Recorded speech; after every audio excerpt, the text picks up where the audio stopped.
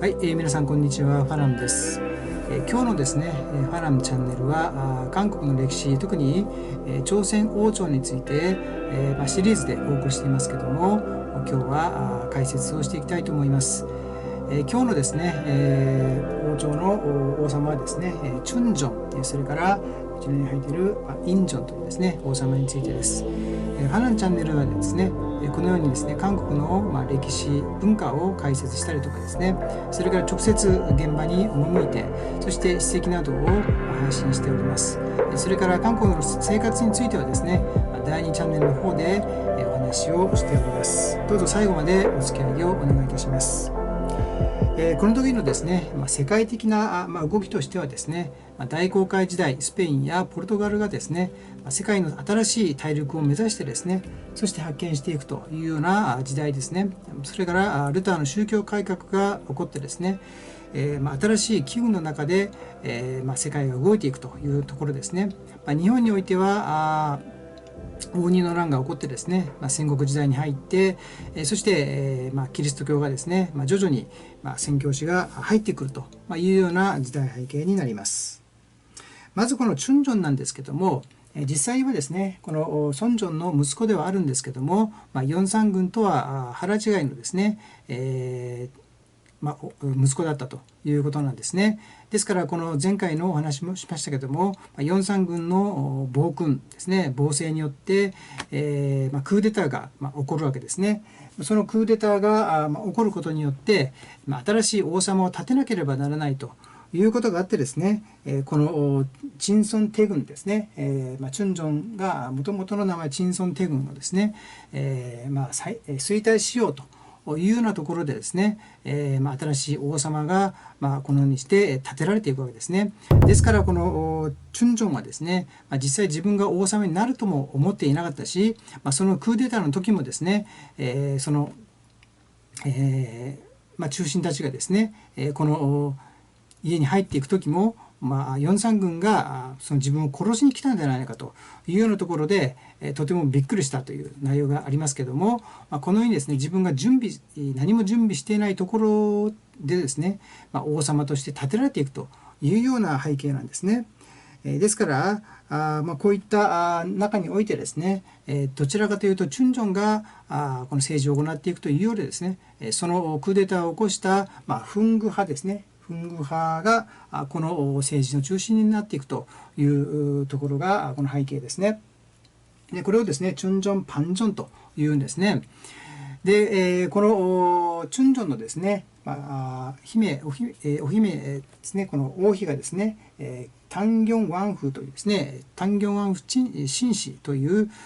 人なんですけども、この人は実はですね、このヨンサン軍の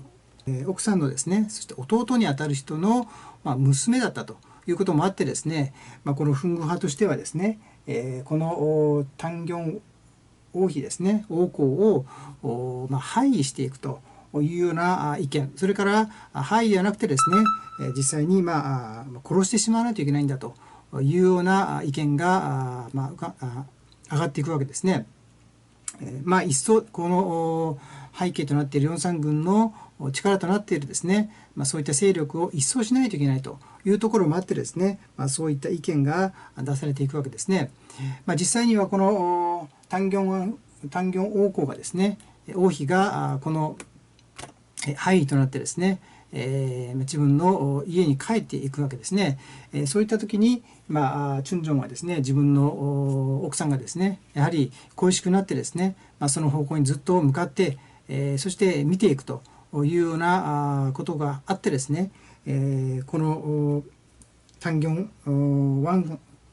フのですね、家から近いですね、山にですね、こうやってスカートをですね、自分のスカートを飾ってですね、そして、そのチュンジョンが見れるように、山にですねそれを飾ったというような話があるくらいにですね、実際にはとてもですね、この2人がですね、慕い合っていたというような話があります。そういった中でですね、実際にパンジョン懇親というですね、この懇親というですね、人たちですね、このクーデターに加わって、そして、このヨンサン軍の勢力を一掃したそういった立役者ですね、立役者が、なんとですね103人いたんだということなんですね。でこの行進になるとですねさまざまなこのメリットっていうんですかね、いろんな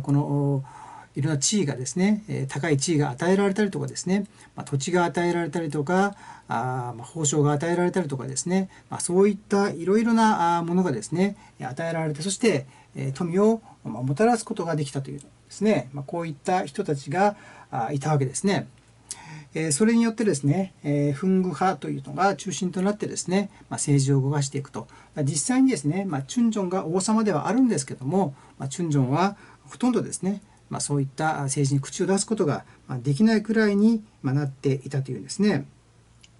実際にこのチュンジョンがですねどこまでリーダーシップを発揮して、そして、この権力があったかというと、これはどこまでもですね、なかなかそこまでいけなかったというような話があります。またですね、自分が王様になろうという準備もなくですね王様になってしまっているので、とても優柔不断であったというような評価もあります。そんなところですね、このチョガン朝というですねとても優秀でですね、この左本部という地位にあったそういう人がですね、このチュンジョンの側近になっていくと、チュンジョンが自分自身がですねなかなか政治を動かすことはできなかったがゆえにですね、こういったチョガン朝というですねとても優秀な人に頼らざるを得なかったという話もあります。でこのチョガン朝というのはですね、この試験においてもですねとても優秀なその結果を残したりとかですね、そしてソンギョンガンにおいてはですね史跡としてですね卒業したりとかですね、そういった優秀な人ではあったんですけども、とても急進的なですね改革を行っていきます。でソン・リハクというですね儒教の中でもですねとてもこの政治に応用していくというようなソン・リハクを中心として、強力な改革を行っていくわけですね。一つはですねこの討論をしながらですね、そして政治を行っていこうというようなところですね。それからヒャンリョカというですねところを設けてですね、今までは試験だけを収めて、そして科挙というですね試験だけを受けて、そして官僚になっていくというようなところではなくて、推薦ですね、一人のその人格やその人柄ですね、そういったものも含めてですね、そして、官僚として選抜していこうというようなところも導入していきます。それからヒャン役というのがありますね。このヒャン役というのはこれは地方のですね、教育にとても力を入れていこうというようなところで、地方の優秀な人をですね、採用していこうというようなところですね。それから土地の改革として、今まではですねたくさんの富を持っているそういう権力者がですね独占していたんですけども、それをなくしてですね、なるべくですねそういった富をですね分配しながら、そして、普通の人もですね土地が持てるようにということで、土地を改革するというようなところになっていきます。そういった意味ではですね、このチョガン朝はとても民衆にですね支持をされたそういう側近であったというふうに言われています。しかしですね、こういった流れの中でですね、チョガン朝はですねこの103人のですね後進ですね、先ほども言いましたように、実際に貢献したそういった人物があまりにも多すぎるということで、70人ですね削減しないといけないと、そういったことで、103人からですねその70人を引いてですね、そういった70人は全部ですねその財産を没収したりとか地位を没収していくというような政策を出していきます。そういう中でですね実際にこのフング派がですねこのチョガン朝に対するですね、反発というんですかね、自分の地位が追われていくそういった中においてこのチョガン朝に対するですね反対、それから実際チュンジョンもですね、こういった急進的な政策をですね出していくチョガン朝に対してですねかなりですね負担になっていったというふうな話もあります。そんな時にですねこの墳宮派の官僚がですね、こういった感じですね、長安朝の長という字と王になるというですね字にですね、この葉っぱにですね、蜜をこう塗ってですね、そしてアリがそれを食べることによってその文字が浮かんでくるというような工作をしながらですね、何かですね、この長安朝が自分自身が王様になろうとしているということを、このチュンジョンにですね、告げ口をしていくわけですね。それを知ったチュンジョンはですね、これはいけないということで、長安朝だけではなくてですね、この墳宮派に対する勢力としてサリン派というのがありますけれども、サリン派の人々を処刑したりとかですね、地方に左遷したりとかですね、そういったことで、最終的にはこの長安朝は薬を与えられて死んでいくわけですね。その事件をですね、こちらに書いてありますけれども、奇妙左派とですね、こちらですね、奇妙左派という左派が起こって、そして、実際にこういった長安朝を中心とした改革が挫折していくというようなところなんですね。しかしながらですね、今後ですね、こういったサリン派というものが長安朝を中心としてたくさんの改革をしたがゆえにですね、朝鮮自体がその生理学生理学ですね、朱子学を中心とした確固としたその政治体制が確立したがゆえにですね、この以降ですね、サリン派というのはとても力をつけてですね、そしてその内部においてもですね、この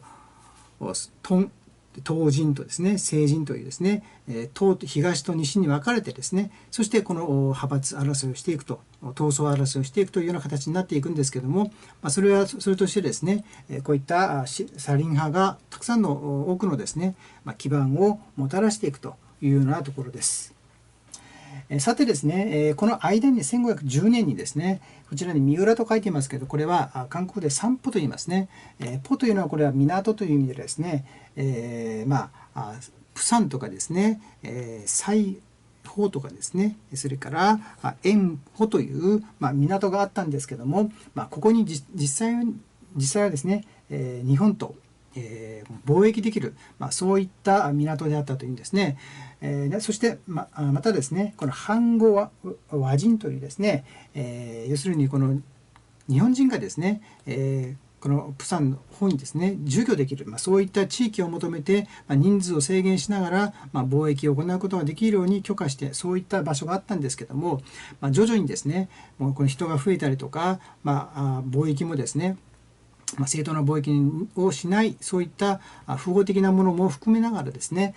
朝鮮自体はこれを弾圧していくというようなところで、三歩の乱というのが起こっていきます。実際にこの後ですね、この対馬やですね、日本との貿易を断っていくというようなところになっていきます。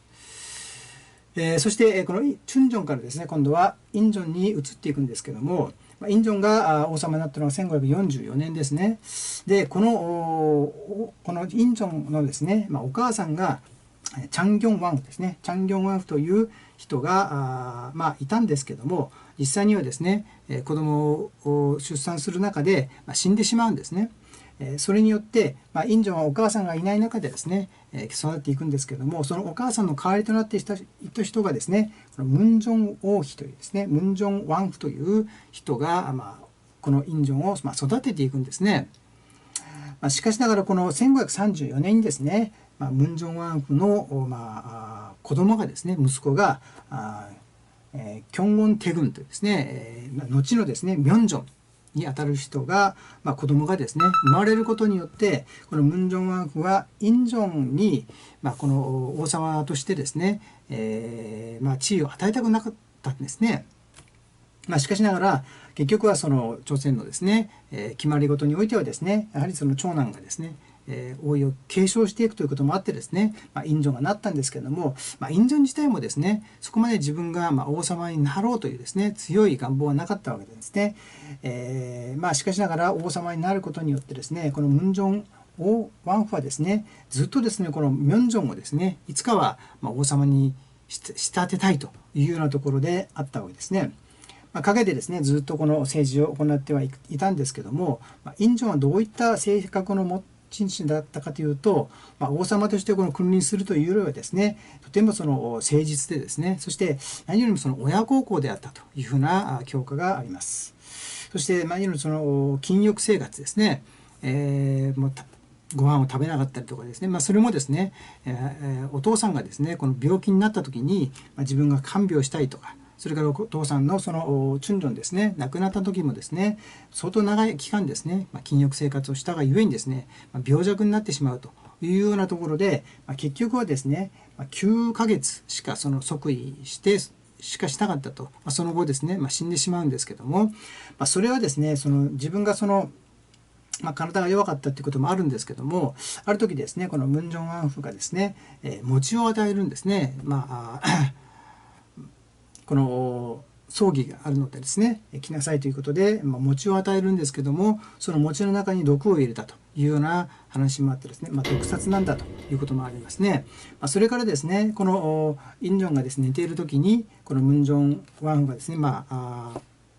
火をつけてですね、そして、火事になってしまってですね、インジョンはですね自分はもうお母さんというかムン・ジョンアフがですね自分を殺そうということは分かっていたわけですね。ですからそのお母さんが自分のことを殺そうということをそうやって思っているんだったらですね、それもう本望だということで、逃げなかったというんですね。そして自分の奥さんだけを逃がそうとしたんですけれども、外からですねそのチュンジョンの声がしてですね、早く逃げなさいというですね声がしたので、逃げたという話もあってですね、とても人思いだったというですね、この後ですね、テイユン派とですねソウユン派というですね、派閥の争いがあってですね、これをウルサ・サファというんですけども、こういう中で、テイユン派というですね、インジョンを中心とした、テイユン派がですね、この処刑になって、そして、ソウユン派がですね勢力を保っていくというようなところになってきます。そしてインジョンが亡くなったことによってミョンジョンがですねこの後このような形で、王になっていくわけですね。こういったことを見るとですね、とてもですねこういったこの朝鮮王朝の話がですね、史実は史実なんですけども、本当にドラマ化がなされるぐらいですね、たくさんのドラマの背景になっているぐらいにですね、本当にこのドラマのようなですね、話であったということも考えられますし、そしてそういった中でですね私たちがたくさんのですね、人生のですね、教訓も得られる、そういった内容だなということも考えることができると思います。チョガンチョがですね、最後にですね絶妙死というですね死を残しているわけですね。こういったですね、王様を愛するとですね、自分の父を愛するごとくにしましょうとですね、国を憂えるのですね、家を心配するごとくに心配しようということですね。そして、この天下をですね、照らすのはですね、火がですね明るく照らすごとくにですね、さんさんと輝いていると。そして